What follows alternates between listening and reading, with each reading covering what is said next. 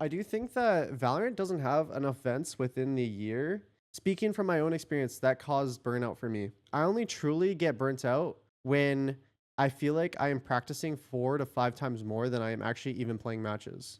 Ideally, like if I was to play an international tournament like every few months, I'd be very happy. I don't think that's the direction that Valorant will probably go in, and so I mean that's unfortunate for like my expectations of what I do like, but also I do come from Counter-Strike where people will like play for 3 years straight and just get fucking burnt out because they would just sit there and like play fucking how many international tournaments within 3 years. Like if you're in top of the world in CS, like you don't go home for like you might see your family for like 2 weeks of the year.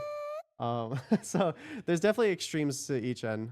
I'm gonna go back on my thing about playing matches and stuff and being burnt out for practice. Let's say, I mean, okay, obviously, a lot of chat isn't a pro player, but what would you rather? What would you rather get burnt out on? Would you rather get burnt out on having too much time and taking too many breaks when you're supposed to be like competing and like spending most of your time just practicing every single day?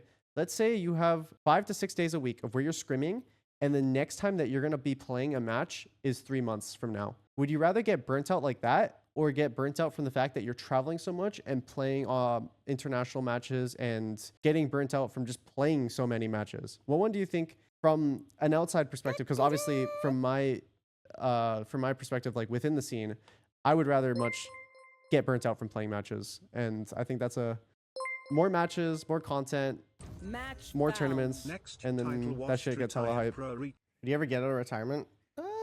Maybe one day. If everything aligns perfectly and I see an opportunity to come back and I'm like, yeah, I want to come back, then fuck yeah, I probably would. But I don't think that's coming anytime soon. I don't think that's coming for many years. Shroud said that you didn't have to play CS all the time to still own people, but in Valorant you still have to play all the time. Oh yeah, Valorant's definitely a grindy game.